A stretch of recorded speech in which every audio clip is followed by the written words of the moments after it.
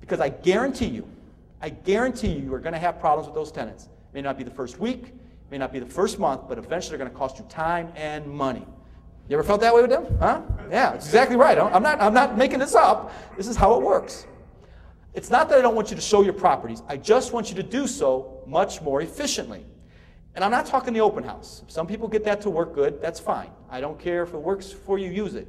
But in my mind, when I have an open house, because I've tried them, what I end up with is a whole bunch of show sorry bros, the guys I don't want in front of me, and now they're all worked up in a frenzy because they think the next guy is going to get the property. And so they all want applications.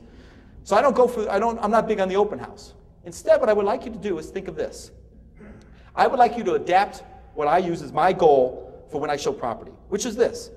I do not leave my house to show a property until I am confident that I would rent to them, provided they have not lied, omitted, or falsified any information on the phone. I'm not getting my butt off the couch for anybody. I do not leave the house until I am almost sure I would rent to them. And I'm serious about that. If it takes me 4 days or 4 weeks and I don't move, I don't move. Okay? Now that's a lofty goal, and I'll be the first to admit I don't make it each time. Sometimes I have to show properties twice. But the fact of the matter is, I know in these 13 years since I've done this, I have saved thousands of dollars of gas, thousands of hours of wear and tear in my truck. I'm home a lot more with my family and kids. I sleep better at night. I'm not so stressed out, and I definitely find better tenants faster than the other way. Now, it's a pretty cool goal, but it needs a process to make it work. And here's that process. Write this down. Eliminate, then investigate. That's the process I use. And it is nothing more than a pre-qualification step on steroids. I know many of you in this room probably do some kind of pre-qualifying on the phone. If you talk to anybody, that's what you probably do. I've taken this to an art form. I have worked very hard to make this one of the nuclear spots of my tenant selection process. And it works simply like this.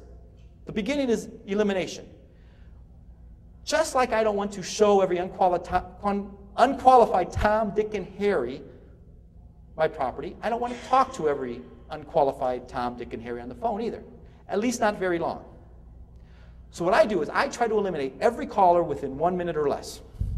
If I have 10 callers, I try to eliminate all 10 of them within 5 to 10 minutes.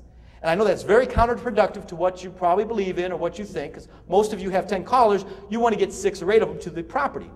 But see, I look at it this way. You're kind of like a shotgun approach. You're throwing out buckshot. If you drag one down, you'll take it home, and that'll be your meal. I'm a sharpshooter. I'm taking 1 shot, maybe 2. I'm bringing down the best. And that's how I approach it. Now, it works like this. When the phone rings, I simply make a few seconds of pleasantries. Hi, how you doing?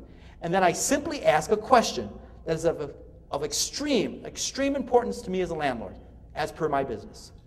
If they happen to have the wrong answer or a negative answer or their answer is a deal breaker, I politely get off the phone and I move to the next caller. If they got that answer correct, of course I will ask them a second question of great importance to me as a landlord and an investor. And if they fail it, what do you think I do? I get off the phone and I move to the next caller.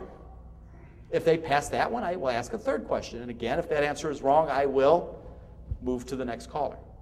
However, what happens is this. After roughly 5, 6, maybe 7 questions, I suddenly realize I can't get rid of these people. I'm stuck. I'm going to have to show this property now.